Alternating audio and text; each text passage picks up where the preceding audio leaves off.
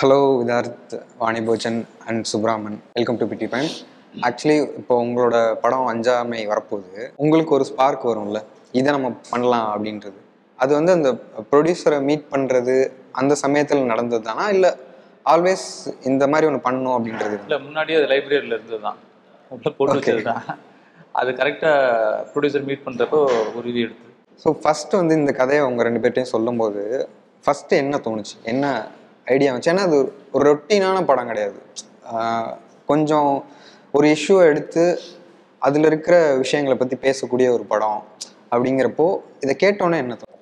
நீங்களே பதில் சொல்லிட்டீங்க. ரொட்டீனான படம் இல்லைங்கிறதுனால தான் அது மெயின். எனக்கு என்னென்னா, நான் கதை கேட்டோன்னு அழுக வந்துடுச்சு. அந்த அந்த அந்த வாழ்வியல் வந்து ஒரு பெரிய அழுகு வந்தது. அப்போ தான் என் பொண்ணு வேறு உள்ளே ஓடி இருந்தான். எனக்கு அப்பா அப்படின்னா குட்டி, நான் ஒன்று அப்பா கொஞ்சம் எனக்கு தண்ணி வந்துருக்கு தொடச்சிட்டு அனுப்பிச்சேன். இப்போது இதுதான் நான் மனைவி குழந்தைகள் எல்லாருமே இந்த இப்போ நம்ம என்ன பார்க்குறோமோ அதுக்குள்ளே தான் இருக்க போகிறோம். புரியுதுங்களா? அப்போது எனக்கு இந்த கதையை கேட்டோன்னா ஒரு ரொம்ப பெயின் ஆயிடுச்சு. நான் பிள்ளைகள்லாம் பார்க்கும்போது டக்குன்னு அங்கே பொருத்தி பார்க்க வேண்டிய சூழல் இருக்குது. ஒரு தகப்பன் தான் குழந்தைய படிக்க வைக்கிறதுக்காகவோ இல்லை அதை வாழ்க்கை நடத்துறதுக்காகவோ அவன் என்னெல்லாம் இழக்கிறான். ஆனால் எனக்கு டக்குன்னு எங்கள் அப்பா வராரு மைண்டுக்குள்ளே. எங்கள் அப்பா அம்மா அவங்க என்னெல்லாம் பண்ணியிருப்பாங்க, 5 பிள்ளைகள் என்னென்ன பார்த்துருப்பாங்க, அவங்க சந்தோஷமாக வளர்த்தாங்களா, என்னவா இருக்குது, இப்போ என்னவா இருக்குது அப்படிங்கிறது இருக்குல்ல. அது எனக்கு வந்து உடனே அது ஃபஸ்ட்டு வந்து நான் எமோஷ்னலாக கனெக்ட் ஆனேன். நான் கதையாக படிக்கும்போது ரொம்ப ஒரு ஒரு ஒரு குடும்பம் அவங்க அவங்க அவங்க படுற கஷ்டங்கள் இன்னல்கள் அவங்க அதாவது எப்படி அதுக்குள்ளே அந்த அதுதான் இருந்தது. அது எமோஷ்னலாக போச்சு. ஆனால் ஸ்கிரிப்டாக அதுக்கப்புறம் படிக்க படிக்க படிக்க அந்த வசனங்கள் அதுக்கப்புறம் நடக்கிறது என் போர்ஷனுக்கு அப்புறம் என் போர்ஷனாவது ஒரு ஒரு ஒரு ஒரு ஒரு ஒரு குடும்பத்தலைவனோட ஒரு விஷயமாக போயிடும். ஆனால் அடுத்த பாட்டு ஒன்று வருது. ஐயோ, அதெல்லாம் நான் வந்து எனக்கு பெரிய ஆச்சரியத்தை உண்டு பண்ணுது. ஆக்சுவலி நேற்று தான் படம் பார்த்தேன். மறுபடியும் நேற்று பார்க்கும்போது ஃபஸ்ட் ஹாஃப் பார்த்து அழுது ஒரு மாதிரி ஆயிடுச்சு. செகண்ட் ஹாஃப்லாம் இவ்வளோதான் அப்படி போகுது. இது நம்ம இதெல்லாம் பதியப்படுற விஷயங்கள் தான். இதெல்லாம் வந்து அவங்க எல்லோரும் நாளைக்கு ஆடியன்ஸ் எல்லாருமே அதில் உட்கார போகிறாங்க. பியூட்டிஃபுல். அது என்ன, இந்த படம் பண்ணுறதுக்கு சத்தியமாக பெருமைப்படக்கூடிய விஷயந்தான். உங்களுக்கு அதே தான். சேம். எனக்கு கதை கேட்குறப்பவே ரொம்ப சார் சொன்ன மாதிரி more than script and everything emotional connect இருந்தது. அது சொல்கிறப்பவும் கேட்குறப்பவும் சரி. ஸோ ஐ திங்க் அப்போ தோணுச்சு சரி கண்டிப்பாக பண்ணணும். ஏன்னா எனக்கு இது ரொம்ப ஸ்ட்ராங்கான ஒரு ஜானர். எனக்கு இது கொஞ்சம் ஈஸியாக வரும். ஸோ ஈஸியாக வரும் நீங்கள் சொல்லிட்டீங்க. ஈஸியாக வரும். அல்ல ஈஸியாக வரும்ட்டீங்க. இவங்களுடைய எமோஷன் ஒன்று தாங்க. என்னென்னா என்ன எமோஷன் ஒன்று தான்னா, இவங்க டிவியில் நாடகங்கள் பண்ணும்போதும் அந்த எமோஷனில், ஏன்னா குடும்ப கதையில் தான் நடிச்சிருக்காங்க. அப்போ அதில் வந்து ஈஸியான்னு இருக்காங்க. ஆனால் நான் இவங்களுடைய வீட்டுக்கு போகும்போதெல்லாம் அந்த நாடகங்களை நம்ம பார்த்துருப்போம். அது இல்லை இந்த வாணி வந்து வேறு ஒன்று தெரியுறாங்க. அதான் நான் சொல்கிறேன். இது வந்து அவங்களுக்கு வந்து வேறு மாதிரி படம். இவங்களை வந்து வேறு இவங்களுக்கு ஈஸியாக வர்றது தான் அவன் வச்சுருக்காங்க. ஆனால் இப்படி ஒரு ஈஸியாக அவங்க எங்கேயும் பண்ணதில்லை, இப்படி ஒரு விஷயத்த பண்ணதில்லைன்னு நான் பார்க்கும்போது அது ரொம்ப ரொம்ப பெயின்ஃபுல்லாக இருந்தது. ரொம்ப பிரமாதமாக இருந்தது. அதை அந்த பையன்ட்டாலும் நீங்கள் ஒன்று கேட்கும்போது தான் நேற்று அதான் நினச்சிருக்கேன். அவன்கிட்ட ஒன்று இப்படிங்கிறீங்க, ஒரு கை மட்டும்தான் போகுது. ஐயோ, வேற ஒன்று அதான் மோர் லைவாக இருக்கும். வேற ஒன்று இருக்குது படம். Beautiful movie. ரீசெண்டாக பொன்வன் சாரை இன்டர்வியூ பண்ணும்போது அவர் ஒன்று சொன்னார். ஏன்னா அவரும் சீரியலெல்லாம் ஒர்க் பண்ணியிருக்காரு. அப்படிங்கிறனால நீங்கள் சீரியல் ஒரு 2 மெகா நடிச்சிட்டிங்கன்னா அந்த கேரக்டர் தான் அவங்களோட அடையாளம், அவங்க லைஃப் ஃபுல்லாகும் அப்படின்னாரு. அதுலேருந்து நீங்கள் அது இல்லை, நான் எனக்குன்னு வேற ஒரு இது இருக்குன்னு காட்டுறதுக்கு ரொம்ப பெரிய போராட்டம் ஒன்று இருக்கும் அப்படின்னு சொல்லியிருந்தாரு. உங்களுக்கு அது எப்படி இருந்தது அந்த ஜேர்னி? இருந்தது. நீங்கள் சொன்ன மாதிரி எனக்கு இன்னுமே அந்த அடையாளம் போல. ரீடெலிகாஸ்ட்லாம் போயிட்டு இருக்கிறதுனால பார்த்துட்டு தான் இருக்காங்க. பட் அது அடையாளத்தையும் தாண்டி இப்போ நான் அதே மாதிரி தான் எல்லா படத்துலையும் உட்காந்து பண்ணிட்டு இருக்க போறேன்னா அது கண்டிப்பாக ஏன் அதே சீரியல் இருக்கிற மாதிரியே பண்ணுறேன் அப்படிதான் இருக்க போகுது. பட் நான் ஒரு எஃபோர்ட் எடுத்து ஒன்று பண்ணுறேன்ல. ஸோ அதனால் அது கண்டிப்பாக அந்த பேர் வர இப்போ இப்போ ஏன் எல்லாரும் மீராக்கான ஒரு ரோலை வந்து ரொம்ப சொல்லி சொல்லி சொல்றாங்கன்னா அது அந்த சத்யாவை மறந்துட்டாங்க. ஸோ அங்கே மீராவை பார்த்தாங்க. ஸோ இப்போ செங்கலம்னு ஒன்று பண்ணீங்கன்னா அது அவங்க அதாக தான் பார்த்தாங்க. ஸோ ஐ திங்க் அந்த ஒரு டிஃப்ரென்ஸ் என்னால் கொடுக்க முடியுதுங்கிறதுனால எனக்கு அந்த டேக், பட் அந்த பேர் எப்பவுமே இருக்கும். அந்த பேர் வந்து எப்பவுமே என்னை பார்த்தா தெய்வமகளன் தான் கூப்பிடுறது. அதனால அது எப்பவுமே மறைய போகிறது இல்லை. And I'm also proud of it. And நீங்கள் சொன்ன மாதிரி உங்களுக்கு வாணி போஜன் எடுத்துட்டோன்னா நிறைய சீரியஸான ரோல்ஸ் தான் பண்ணியிருக்கீங்க. அகைன் இதுலேயும் ரொம்ப ஒரு சீரியஸான ரோல். ஸோ இந்த மாதிரி வர்றப்போ இது ஒரு அடையாளமாக மாறிடக்கூடாது, அதே சமயம் இதில் என்ன எக்ஸ்ப்ளோர் பண்ணணும் அப்படிங்கிறதையும் விட்டுறக்கூடாது அப்படின்ற ஒரு ஸ்பேஸ் இருக்குல்ல, அதை எப்படி ஹேண்டில் பண்ணிக்கிறீங்க? எனக்கு இப்போ நான் கமர்ஷியல் படம் இப்போ 2-3 படங்கள் பண்ணிட்டு இருக்கேன். அதில் வந்து டிஃப்ரெண்ட்டான ஒரு வாணி நீங்கள் பார்ப்பீங்க. பட் ஐம் வெரி கிளியர், இந்த மாதிரியான படங்கள் வரப்போ அது நான் பிடிச்சி பண்ணலன்னா ஐ டோன்ட் நோ, அது மேபி லேட்டராக உட்காந்து ரிக்ரெட் பண்ணுவோம்.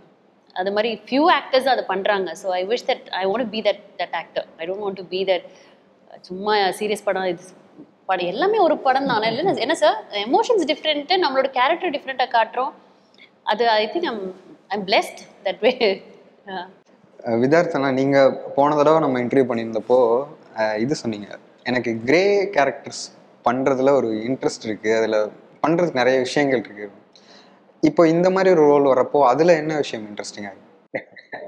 இது நம்ம வாழ்க்கையில் நிறையா இந்த கதாபாத்திரங்களை கடந்து வந்திருப்போம். நம்ம அப்பா, சித்தப்பா, மாமா, பெரியப்பா, பக்கத்து வீட்டுக்காரர், பெரியவங்க, அப்படி நிறையா மனிதர்களை நம்மளோட மூத்தவர்களுடைய லைஃப்பை அவங்க எப்படி ஜேர்னி பண்ணிருக்கான்னு நம்ம தடிக்கு விழுந்து அவங்களை கடந்து தான் போவோம். ஒவ்வொருத்தருக்குள்ளேயும் அவங்க சும்மா தான் பையை கடந்து சும்மா தான் நடந்து போவாங்க. ஒன்றுமே கிடையாது, நடந்து போயிட்டு இருப்பாங்க பையை வச்சுட்டு. இந்த பார்த்ததுக்கும் நடக்கிறதுக்கும் 1000 கதை சொல்லிடலாம். அவ்வளோ பிரமாதமான ஒரு வாழ்க்கையை வந்து நீங்கள் ட்ராவல் பண்ணும்போது பார்த்துடலாம். இந்த மாதிரி ரோல் பண்ணுறதுக்கு இவ்வளோ இருக்கு எனக்கு. இது அதே அப்பா தான் நான் சொல்கிறது, அதே அப்பா தான், அதே பெயின் தான் நம்ம சொல்ல போகிறோம். அப்படின்னா என்னால் ஒரு 1,000 படங்களில் நம்ம கதாபாத்திரங்களை கிரியேட் பண்ணலாம். ஏன்னா நான் அவங்கள அவ்வளோ வேற பார்த்துருக்கேன், அவ்வளோ உணர்வுகளை பார்த்துருக்கேன், அவங்களோட பெயினை பார்த்துருக்கேன். அதெல்லாம் இருக்குல்ல. படத்தோட ப்ரொடியூசரும் ஒரு டாக்டரு, அவர் கூட இருந்த டிஸ்கஷனில் இந்த கதை இப்படி கொண்டு வரணும் அப்படின்னு பிளான் பண்ணியிருப்பீங்களா, ஒரு டிசைன் பண்ணியிருப்பீங்களா, அது என்னவா இருந்துச்சு? இப்படி கொண்டு வரணும்லாம் ஒன்றும் இல்லை. நான் டிஸ்கஷன் டைரக்ஷன் டீம் வச்சு உட்காந்து எடுத்து போய் ஸ்கிரிப்ட் கொடுத்தோம். அதை பார்த்துட்டு சின்ன சின்ன கரெக்ஷன் நான் கொஞ்சம் எலாபரேட்டாக இருந்தேன். அவருக்கு எது சின்ன சின்ன கரெக்ஷன் மட்டும்தான், மற்றபடி ஒன்றும். பட் இது இப்போ ஒரு பேசிக்காக அவர் வந்து ஒரு நியூஸ் பேப்பர் பார்த்துட்டு அதுலேருந்து ஒரு விஷயம் சொல்கிறாரு, அதுக்கப்புறமா ஒரு ஸ்டோரி ரெடி ஆகுறதுன்னு இருக்குல்ல, அது எப்படி அந்த ப்ராசஸ் எப்படி இருந்தது? ஆக்சுவலி அவர் நியூஸ் பேப்பர் பார்த்தது எனக்கு தெரியாது. ஆக்சுவலி என்னன்னா அவர் காலையில் பார்த்துட்டு எனக்கு ஃபோன் பண்ணியிருக்காரு. அவர் காமிச்சது என்னன்னா, எனக்கு வந்து அவரோட சன்னோட ஸ்பீச் போட்டு காமிச்சார். இது அவர் யூஎஸ்ல டாக்டராக இருக்காரு. ஸோ இதை பற்றி தான் அவங்க பேசியிருக்காங்க. ஸோ அது ரொம்ப எலாபரேட்டாக அதோட பெயின், அவரும் டாக்டர் தான், அதெல்லாம் போட்டு காமிச்சார். போட்டு காமிச்சிட்டு இதை பற்றிலாம் நீங்கள் இது பண்ணலாமே அப்படின்னு சொன்னார். இமீடியட்டாக என்கிட்ட அந்த ஆல்ரெடி இருந்தது ஒரு லைன் இருந்தது, அதை சொன்னேன். உடனே வித்தின் வீக்கில் சரி ரெடி பண்ணிட்டு வாங்க அப்படின்னு சொன்னார். திருப்பி எகைன் அவரை மீட் பண்ணி அவுட்லைன் சொன்னேன். எகைன் திருப்பி பவுண்டட் ஸ்கிரிப்டுக்கு அவரே செலவு பண்ணி போய் பவுண்டட் பண்ணிட்டு வாங்கன்னு சொல்லி கொடுத்தாரு. 2 monthஸில் நான் பவுண்டரி கொடுத்தேன். ஓகே. அண்ட் நீங்கள் வந்து ப்ரெஸ் மீட்டில் 2 பேருமே வந்து இந்த படம் பற்றி பேசும்போது ஒரு மாதிரி எமோஷ்னலாக பேசிகிட்டு இருந்தீங்க. எதனால் வந்து, ஏன்னா சில படங்களுக்கு தான் நமக்கு அமையும் ரொம்ப எமோஷ்னலாக நம்ம அட்டாச் ஆகுற படமா, அந்த மாதிரி இந்த படம் எப்படி அவ்வளோ அட்டாச் ஆச்சு உங்கள் 2 பேரும்? ஏன்னா நம்ம படத்தை சொல்லிட்டோம். இதில் வந்து ஒருத்தர் கூட மிஸ் ஆக முடியாதுங்க, ஒருத்தர் மிஸ் ஆக முடியாது, எல்லாருமே இதில் கனெக்ட் ஆகிடுவான். நான் சொல்கிறது இதில் இருக்கிற அத்தனை பேருமே கனெக்ட் ஆகிடுவான். இங்கே இருந்த மனிதர்கள் இருக்கிற எல்லாரும் ஒரு வகையில் கனெக்ட் ஆகிப்பாங்க. அதனால அது வந்து அதை பிரித்து பார்க்க முடியாது. ஏன்னா இப்போ நான் தான் சொல்கிறேன், நான் இவ்வளோ நாளுக்கு அப்புறம் நேற்று ஷோ ஒன்று எடுக்கலான்னு சொல்லி பார்க்கும்போது டைரக்டர் சார் கூப்பிட்டாங்க, போய் உட்காந்தோம். நான் பயங்கர எமோஷ்னல் ஆகிட்டேன். என்னால் அந்த அந்த அந்த படத்தை விட்டு வெளில வர முடியல. ஒரு மாதிரி எனக்கு கனெக்ட் ஆகிடுச்சு. நான் நடித்த படம் தான், எனக்கு எனக்கு எனக்கு எனக்கு நிறைய அழுகை வந்தது, அந்த இது வந்தது, எல்லாமே எமோஷனல். அதனால் இது வந்து நீங்கள் படம் பார்த்தீங்கன்னா நான் இருக்கிற இடத்துல நீங்கள் இருப்பீங்க. உங்களுக்கு எனக்கு படம்லாம் தாண்டி my family is very important. எனக்கு வந்து என் குடும்பத்தில் யாருக்காவது ஏதாவது ஒன்றுன்னா நான் முதல்ல அங்கே போய் இருப்பேன். நான் எல்லாத்தையும் மறந்துடுவேன். ஸோ இப்போ எனக்கு என் பாட்டி ஹாஸ்பிட்டல் இருக்காங்க, ஐசியூவில் இருக்காங்க, அதெல்லாம் இருக்குது. எனக்கு 2-3 நாளாக எனக்கு வருத்தமாக இருக்குது. பட் இந்த ப்ரொமோஷன் விட்டுனா யாரும் பண்ணுவான்னு ஒரு அந்த ஒரு ஒரு ஒரு ஒரு படத்துக்கு ஒரு ஒரு நம்ம நிறைய லவ் கொடுக்கறதுனால மட்டும்தான் நம்மளால அங்கே இருந்த ஒரு இடத்துல ஒன்று பண்ண முடியும்.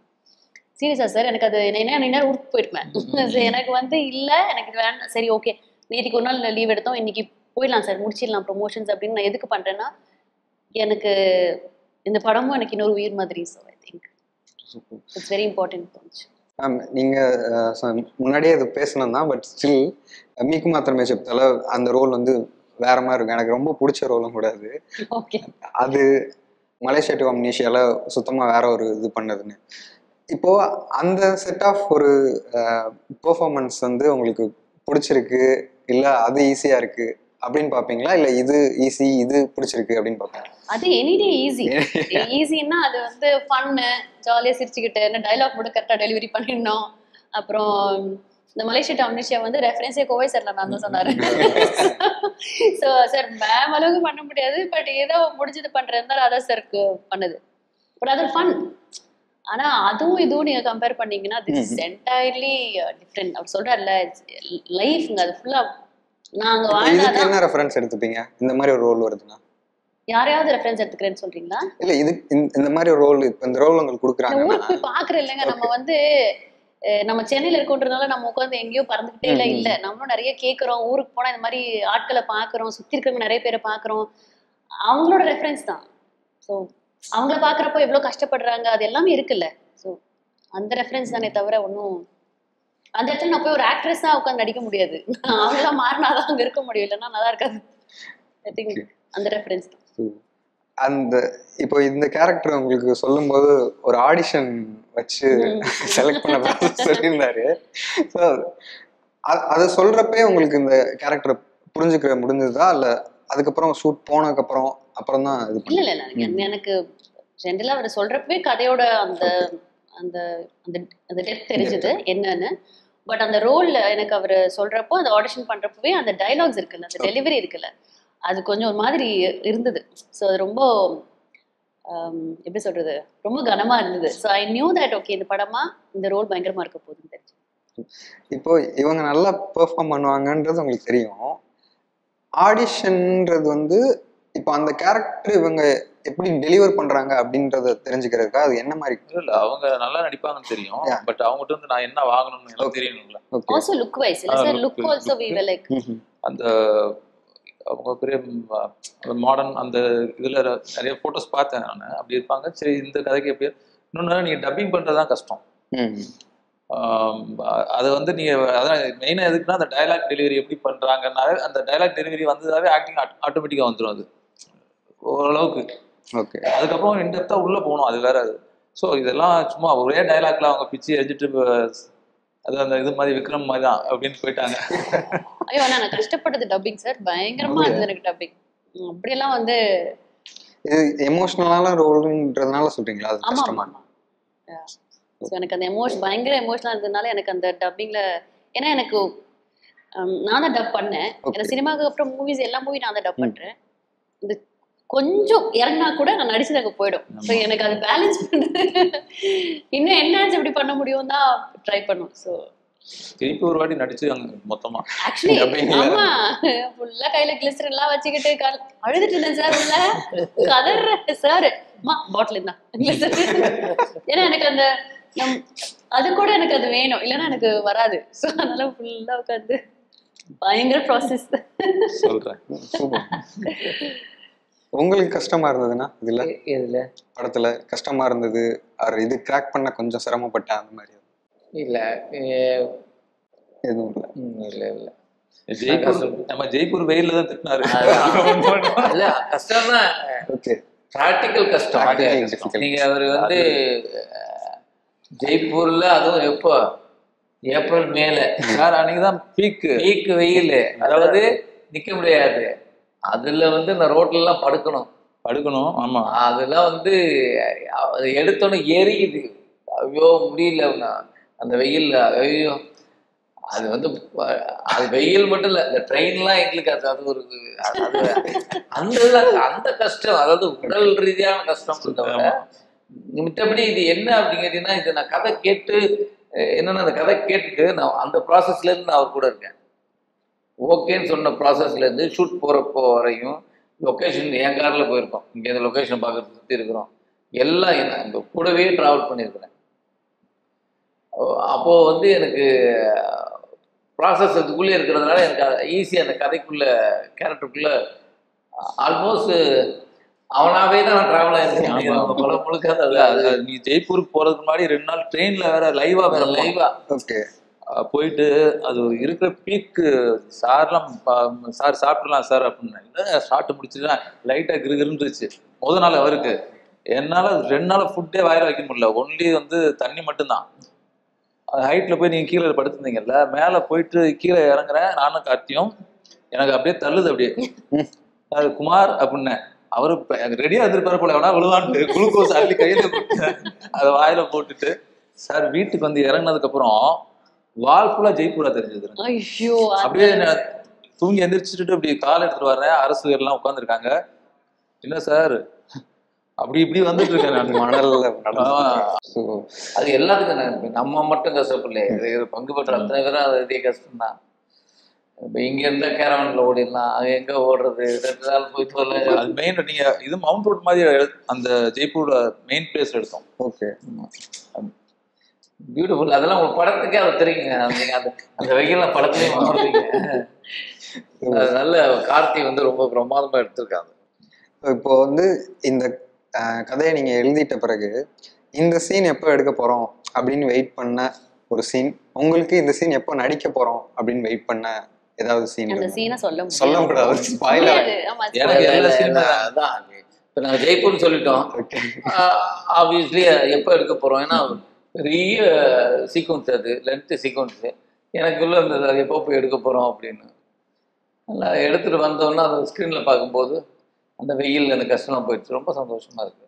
எனக்கு எப்படி எடுக்க போறோம்னு தாண்டி எப்படி இதெல்லாம் முடிச்சு ஒவ்வொன்றா முடிச்சா அப்போ ஒரு சப்ஜெக்ட் எழுதியாச்சு, அந்த சப்ஜெக்ட் எப்படி எழுத போறோம், அப்புறம் அந்த எக்ஸாம் முடிஞ்ச மாதிரி தான் அது. ஸோ சூப்பர், உங்களோட பேசினது சந்தோஷம். உங்க படம் பெரிய சக்ஸஸ் ஆகணும், நீங்க நினைச்ச மாதிரியே சக்ஸஸ் ஆகணும் அப்படின்னு விஷ் பண்ணிக்கிறேன். தேங்க்யூ. Thank you so much.